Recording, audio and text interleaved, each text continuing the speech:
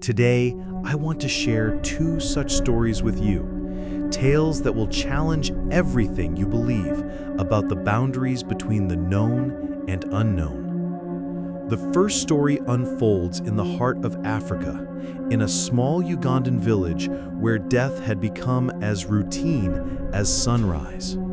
For over a decade, the people of this community lived under a shadow of terror so profound that they convinced themselves it was supernatural. What makes this story remarkable isn't just the mystery itself, but the incredible courage of one man who refused to accept that evil forces were beyond human understanding.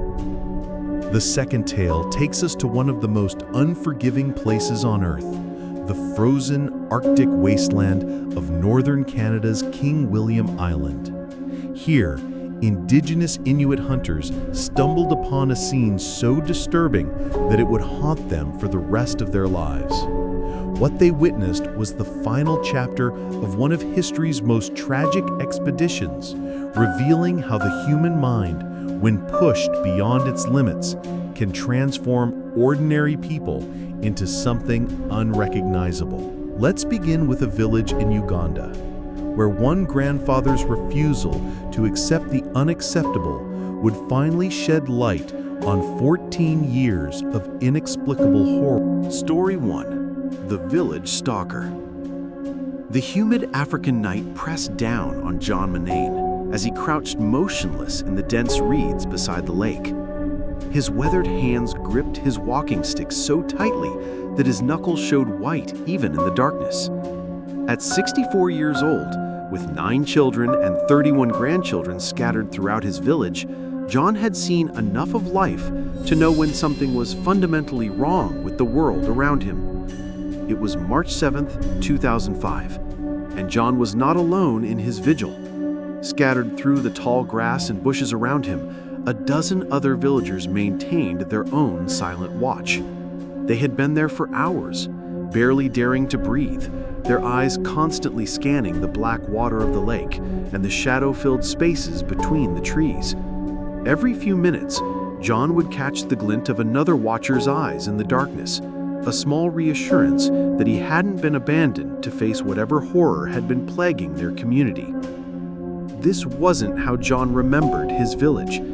In his younger days, this place had been alive with the sounds of children playing, families gathering for meals, and neighbors sharing stories under the stars. The lake, that now filled him with dread, had once been a source of life and joy, where young people would fish and swim without fear. John's own children had learned to walk along these very shores, and his grandchildren had taken their first steps in the packed earth clearings between the huts. But those innocent days had ended abruptly in 1991, 14 long years ago, when death came to visit their village and decided to stay. It had started subtly, as such horrors often do. A fisherman failed to return from his nets one morning. A young mother vanished while walking to fetch water from the stream. At first, people assumed these were isolated incidents, perhaps wild animals or accidents, or even people choosing to leave the village for opportunities elsewhere. Africa was changing rapidly in those days, and it wasn't uncommon for young people especially to seek their fortunes in larger towns and cities. But as the months passed, the disappearances continued, and when bodies began to be found, the villagers realized they were dealing with something far more sinister than simple misfortune. The victims weren't just dead, they had been brutally killed, their bodies showing signs of violence so extreme that the village elders could barely bring themselves to describe what they saw. Some victims were found dismembered, others showed evidence of having been dragged long distances across rough ground. The injuries were unlike anything caused by the leopards, hyenas, or other predators that occasionally threatened livestock in the region. What made the situation even more terrifying was the randomness of it all. The killer, or killers, seemed to show no preference for age, gender, or any other characteristic. Children as young as 5 had vanished without a trace. Elderly grandmothers had been found mutilated beyond recognition. Strong young men who should have been able to defend themselves had simply disappeared, leaving behind only scattered belongings and sometimes bloodstains that the rains would eventually wash away. By 2005, 83 people had been killed. In a village of fewer than 900 souls, this represented more than 10% of the entire population. There wasn't a single family that hadn't been touched by the violence. Everyone had lost a relative, a friend, a neighbor. The social fabric of the community had been torn apart by grief and fear. As the years passed and the death toll mounted, many villagers began to believe that supernatural forces were at work. How else could they explain such persistent, inexplicable violence? Local religious leaders suggested that the village had somehow offended ancestral spirits or attracted the attention of malevolent entities from the spirit world. Some believed they were being punished for abandoning traditional ways in favor of modern influences. "It's not for us to understand," became a common refrain. "This is God's will or the ancestors' judgment. We must accept it and try to live as best we can." But John Monane had never been comfortable with such fatalistic thinking. As a young man, he had served briefly in Uganda's army and had seen enough of the world to know that most mysteries had rational explanations, even if those explanations weren't immediately obvious. Every time another neighbor disappeared or another body was found, John felt his determination grow stronger rather than weaker. The breaking point came on a warm morning in early March 2005. John was sitting outside his hut watching his youngest grandchildren play in the dust when word spread through the village that 8-year-old Samuel Nukasa was missing. The boy had been seen heading toward the lake the previous evening to check on some fishing traps his father had set, but he never returned home. As John watched Samuel's mother collapse in grief, surrounded by other women offering what comfort they could, something crystallized in his mind. Looking at his own grandchildren, several of whom were about Samuel's age, he realized that he no longer could live with the constant fear that one of them might be next. "Enough," he said out loud, startling the children who were playing nearby. "This has to stop." That afternoon, John began moving through the village with a purpose that people hadn't seen from him in years.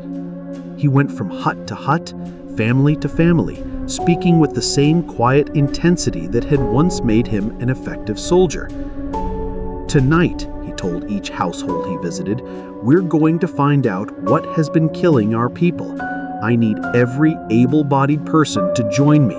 We're going to catch this thing, whatever it is." Most people initially resisted. 14 years of accepting the unacceptable had made them cautious about taking direct action. "What if it really is supernatural?" they asked. "What if we make it angry and it kills more people? What if we're not strong enough to fight it?" But John's determination was infectious. He had a way of speaking that reminded people of who they used to be before fear had made them passive. One by one, families began to volunteer. By evening, he had assembled nearly 20 dozen villagers willing to participate in what he was calling the stakeout. The plan was simple in concept, but terrifying in execution. They would position themselves around the area where most of the killings had occurred, a stretch of shoreline that had earned the grim nickname the Butchery because of how many bodies had been found there over the years. They would remain hidden but vigilant throughout the night, watching for any sign of the killer. "We don't know what we're going to see," John told the volunteers as they gathered at sunset. "It might be a person, it might be an animal, it might be something we've never encountered before. But whatever it is, we're going to identify it and we're going to stop it."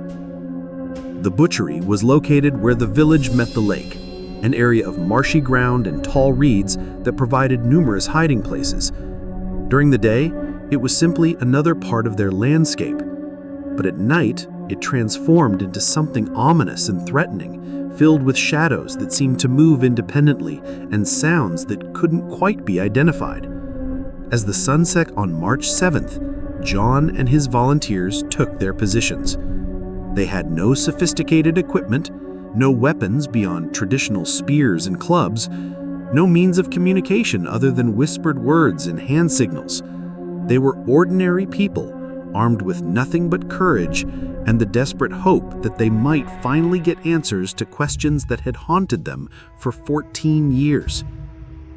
The first night was an exercise in controlled terror. Every sound, the splash of a fish jumping, the call of a night bird, the rustle of wind through the reeds, sent adrenaline coursing through their systems. They stared into the darkness until their eyes watered, straining to see movement that might indicate the presence of their quarry. Hours passed with agonizing slowness. John found himself thinking about Samuel Mukasa, about all the other victims, about his own grandchildren sleeping in their beds just a few hundred meters away. He thought about the decades of fear that had shaped his community, about the way people had learned to accept horror as normal. But nothing happened that first night. As dawn broke, the exhausted watchers emerged from their hiding places with a mixture of relief and disappointment. They had learned nothing new, but at least they had all survived the experience. "We'll try again tonight," John announced, though he could see doubt creeping into some faces. "Whatever's out there, it has to show itself eventually."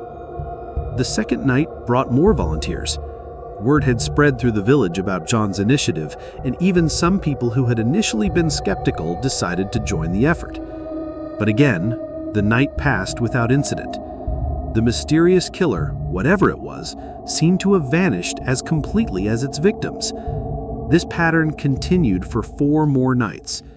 Each evening, John would rally his volunteers and lead them back to the butchery. Each morning, they would return to their homes having seen nothing unusual. The group was growing tired and discouraged.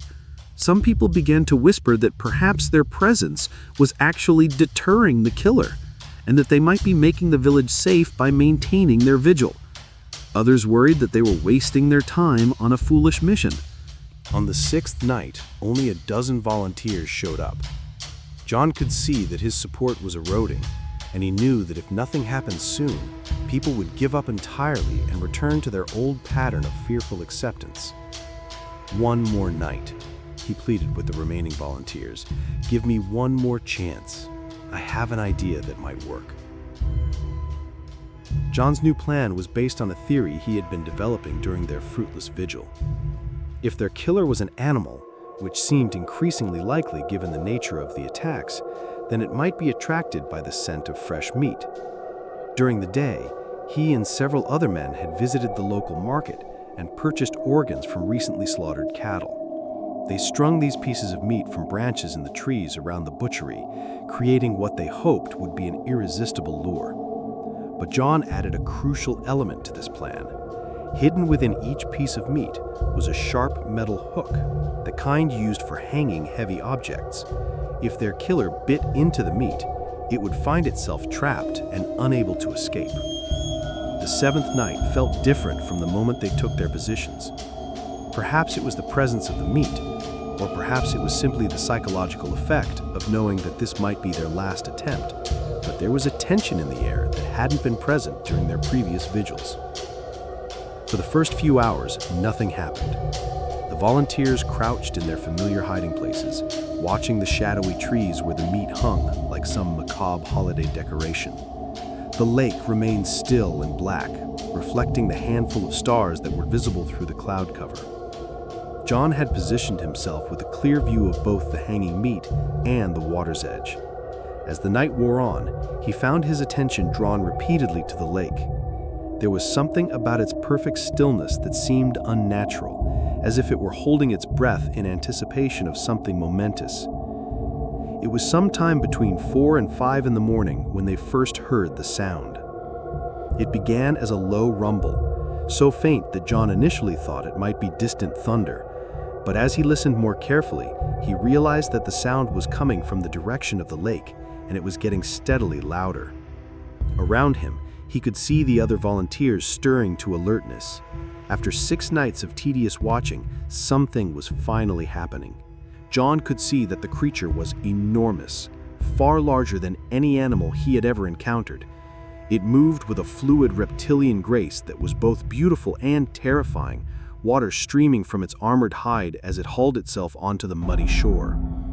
The sound it made was beyond description, a roar that seemed to contain elements of rage, hunger, and something that might have been triumph.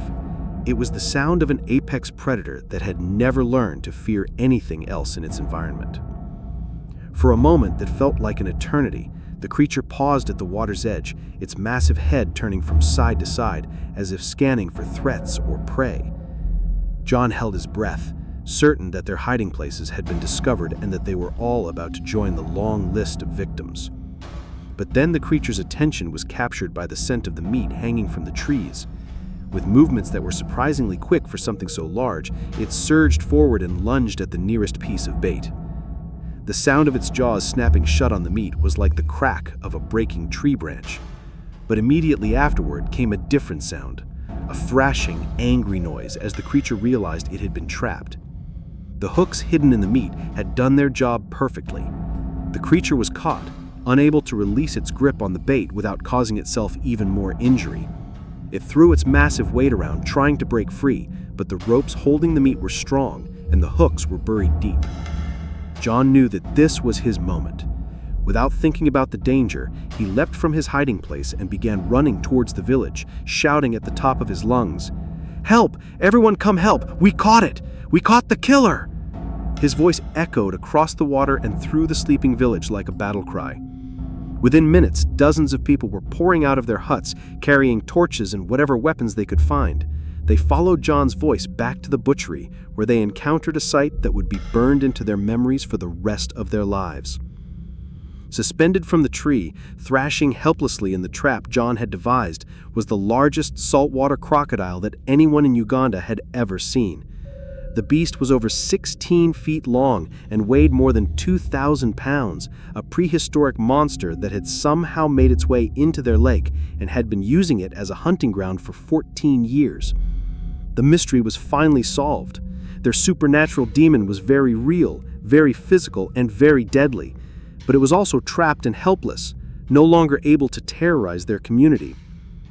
When the authorities arrived the next day, they confirmed what the villagers had already realized. This was indeed one of the largest crocodiles ever captured in East Africa, a specimen that belonged in a museum or research facility rather than a village lake. Despite the villagers' desire for revenge, the crocodile was not killed. Instead, it was carefully relocated to a remote area where it could live out its days without threatening human communities. The relief that followed was indescribable. After 14 years of living in fear, the people of John Manane's village could finally allow their children to play freely, could walk to the lake without looking over their shoulders, could sleep peacefully without wondering if they would wake up to news of another disappearance. John became something of a local hero, but he always insisted that the real victory belonged to the entire community. "We stopped accepting that evil was just a part of life," he would tell visitors who came to hear the story. Today, the village by the lake is once again a place where children play and families gather without fear. Story 2: The Arctic Horror. On an April morning in 1848, a group of Inuit hunters walked toward the coast of King William Island in the freezing Arctic region of northern Canada. These indigenous people had survived in this harsh environment for generations, and today they were hoping to hunt seals for food and clothing. As they approached the shoreline, their view was blocked by a large ridge of ice and snow. The youngest hunter broke away from the group and climbed up to get an early look at the water below. When he reached the top and peered down, he froze in shock at what he saw. Below him, moving along the coastline in a disturbing procession, were about 40 white men. But these weren't normal people. They moved strangely, lurching and stumbling as if they had lost control of their bodies. Their skin appeared blackened and diseased, their clothes were torn and tattered, and they stared ahead with vacant, empty expressions. The young hunter quickly signaled for his companions to join him. When all the hunters looked down together, they watched in horror as this nightmarish parade continued along the coast. Some of the white men were pulling a large sled covered with a tarp, clearly hiding something underneath. The Inuit hunters knew that a group of European explorers had been living on a ship trapped in the ice nearby for nearly a year. But seeing them on land, looking and acting like this, was deeply disturbing. Something terrible had happened to these people. As they watched, one of the white men suddenly stopped and began screaming in agony. He convulsed violently and then collapsed to the ground. The other men barely reacted. They simply pulled their sled over to the fallen man, lifted the tarp to reveal a pile of dead bodies, threw him on top, and continued their march as if nothing had happened. The hunters fled in terror back to their village. The discussion that followed was intense. Despite their wariness of white men, the village elders concluded that what the hunters had witnessed was most likely a group of men dying slowly of starvation and exposure. Their strange behavior, their physical deterioration, and the presence of dead bodies all pointed to people in the final stages of a survival crisis. The decision was made to return the next day with seal meat as both humanitarian aid and a peace offering. When the hunters returned to their observation point, the coastline was empty. Following the tracks in the snow, they tracked the group for hours without catching up. Eventually, they found an abandoned campsite near the water's edge. The campsite was puzzling. The white men had left behind valuable supplies, a large metal cooking pot, tools, and other items essential for Arctic survival. Why would starving men abandon such important equipment? The hunters searched thoroughly, but found no one. Hoping to understand what had driven these men to abandon their campsite, they examined everything that had been left behind. Finally, one hunter approached the large cooking pot still positioned over the cold remains of a fire. With growing unease, he lifted the lid. What he saw inside made him stumble backward with a cry of horror that echoed across the empty landscape. Inside the pot was a human skull that had been cracked open at the top. The bone around the opening had been broken and scraped in a way that suggested someone had been systematically removing and consuming the contents. Other bones floated in the dark liquid, and the smell was indescribable. The hunters realized with mounting horror that they hadn't been witnessing men dying of starvation. They had been watching the final stages of something far more terrible. Human beings who had descended into madness and cannibalism, using their dead companions as food sources. The sled wasn't carrying bodies out of respect for the dead. It was a mobile larder, a way of transporting meat from one campsite to the next. The casual way the living men had added their newly deceased companion to the pile suddenly made terrible sense. Months later, the same hunters discovered the explorer's ship frozen in the ice. Walking across the frozen sea to reach it, they climbed aboard, expecting to find evidence of whatever disaster had forced these men to abandon their shelter. What they found was even more puzzling. The ship was in perfect condition, with no structural damage. Below decks were comfortable quarters, with proper beds, blankets, and pillows. There was a library filled with books, games, and fine china and silverware. Most shocking was the ship's food stores. The pantry was filled with canned goods, preserved meats, and other supplies in perfect condition. There was enough food to sustain the entire crew for many more months, possibly years. The hunters couldn't understand what had driven these well-supplied men to abandon their comfortable shelter to die horrible deaths in the Arctic wilderness. The mystery remained unsolved for over 130 years. In the 1980s, researchers finally pieced together what had happened. The men had been part of a British Arctic expedition, well-funded and equipped with what was considered advanced food preservation technology, canned goods that should have remained safe for years.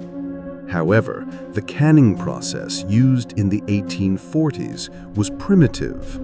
Unknown to the explorers, their food supplies had been contaminated with lead during canning. The Inuit hunters had witnessed was the final stage of mass lead poisoning. The entire crew had gradually descended into madness as their contaminated food destroyed their ability to think rationally.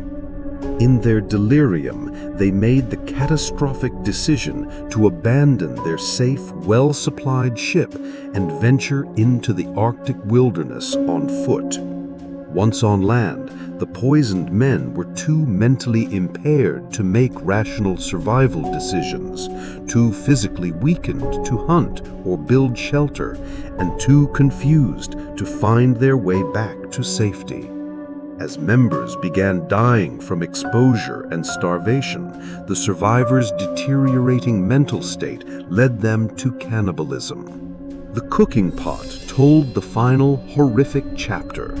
In their madness, the surviving explorers had been systematically consuming not just the flesh of their dead companions, but their brains as well, believing in their delirium that this might restore their own failing mental faculties. Modern forensic analysis of bones discovered on King William Island confirms this conclusion. The remains show clear evidence of systematic dismemberment and cooking, with cut marks indicating deliberate processing of human remains for food. To this day, bones from the crew members of that doomed expedition are still being discovered from the Arctic ice, serving as a permanent reminder of how quickly civilization can collapse when the basic requirements for human survival are threatened, and how an invisible enemy, lead poisoning, can transform educated, disciplined explorers into something unrecognizable.